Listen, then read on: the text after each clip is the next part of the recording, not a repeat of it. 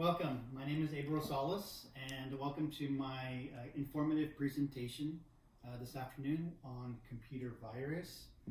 This is for the University of La Verne oral communication class with Danielle Carson as our professor.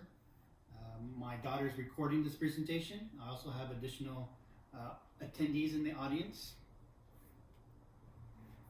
Okay, so let's begin. Topics that I'll be discussing are what are the definitions of a virus, types of viruses, how to prevent against the virus, and then what some statistics, what are the impacts on a virus. I'll first start providing information on a pathogen virus and then compare that with a computer virus. You'll see some similarities between the two. A pathogen virus is an infectious agent that infiltrates another living thing, such as us humans, and we become an infected host. It replicates itself, the virus does, throughout the body, and it spreads. Virus prevention on a pathogen virus is taking vitamins. If you're unaware of what type of vitamins to take, ask your primary physician, or just take multivitamins. Wash your hands is very important, especially after you use the restroom. Disinfect common areas in your household, such as the kitchen and bathroom. At work, you can do that at your workspace, your cubicle or office. Also other common areas such as a lounge or a break room.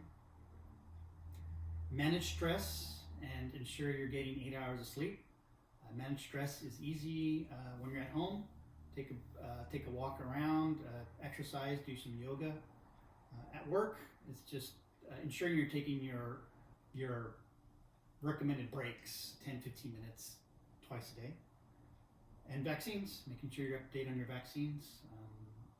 We strive to ensure that our kids are up to date on the vaccine, but as adults, it is also recommended that we're also recommended to be up to date on vaccines such as flu shot.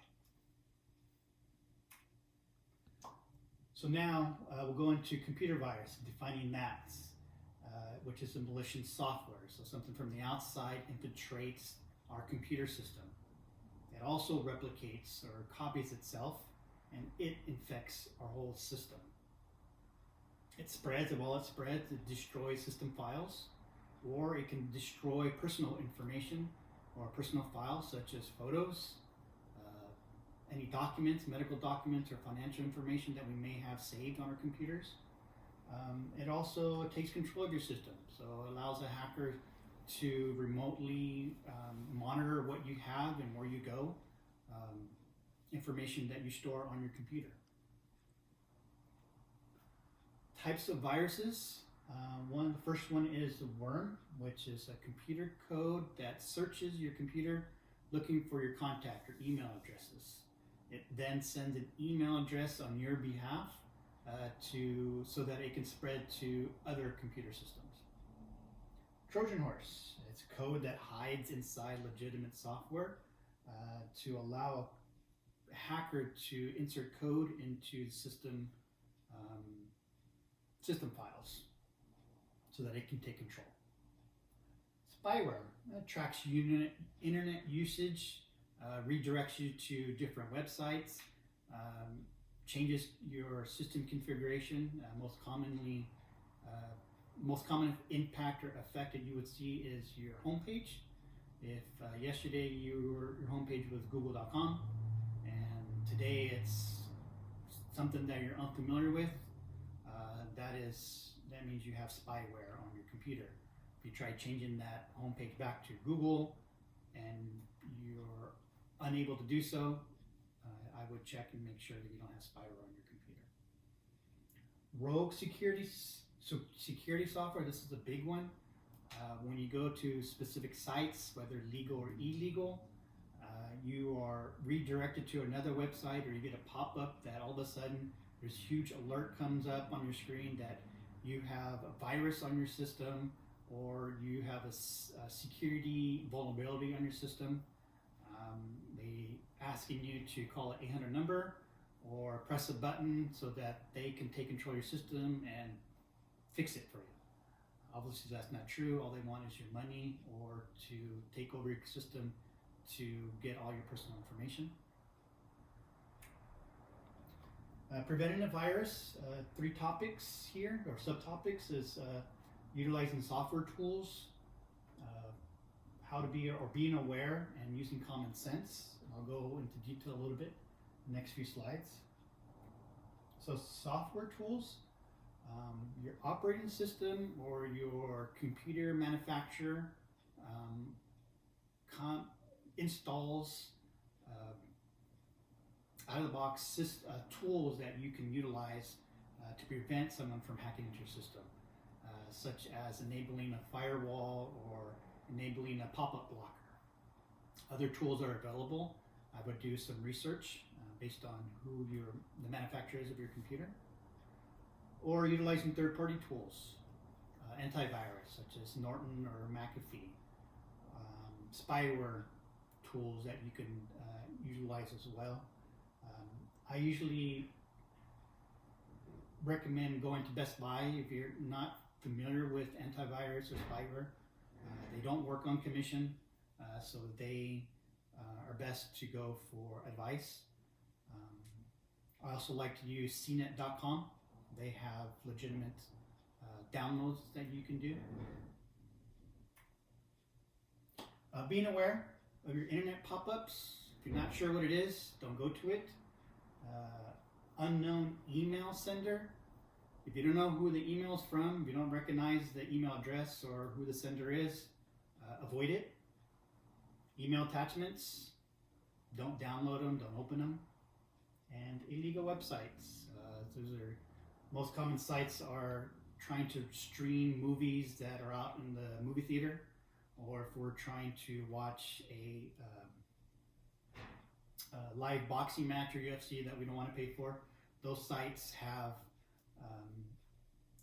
viruses in the background that can infiltrate your system. Common sense.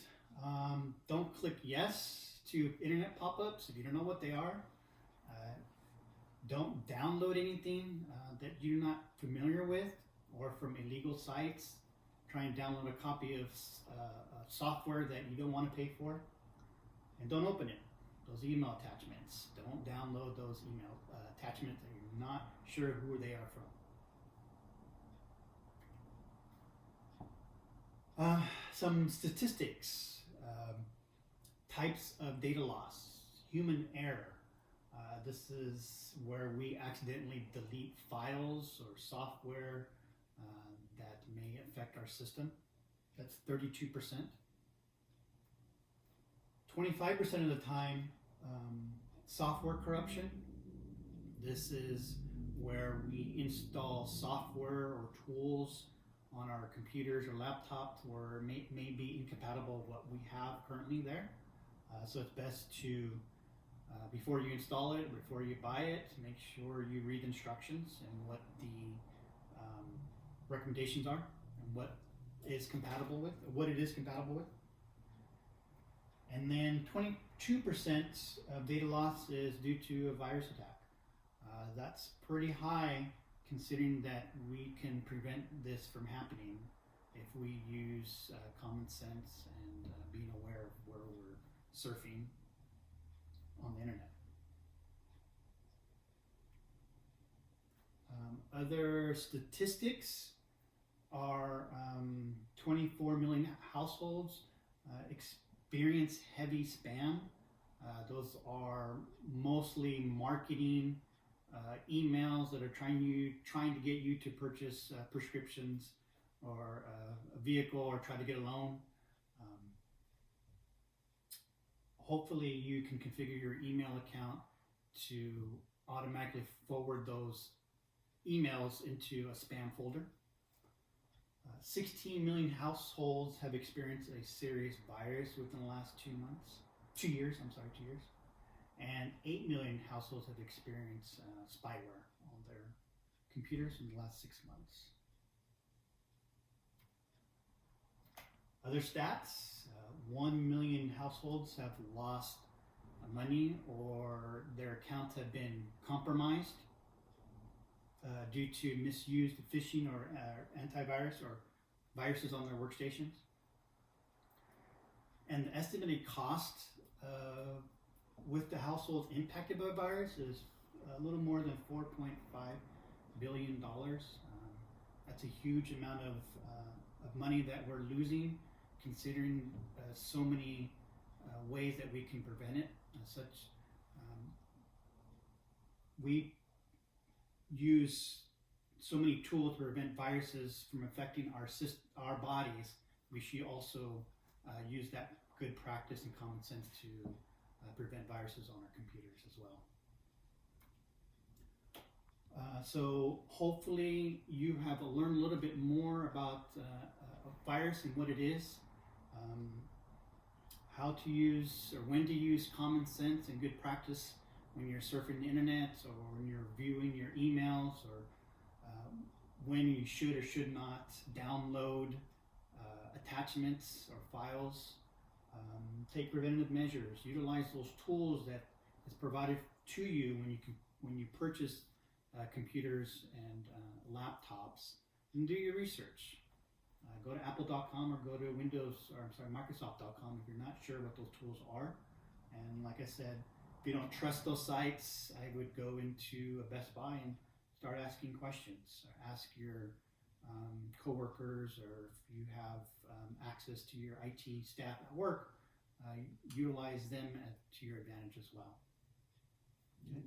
So that concludes my presentation. A couple of keynotes for my instructor is that I try my best to put myself in a setting that would mimic an actual presentation in the real life, such as work. I did hook it up to my computer. Unfortunately, I don't have a presentation clicker, so I had to manually use my laptop to go to the next slides and so forth. And that's it. So hopefully you learn a little bit about a virus, and have a good evening. Thank you.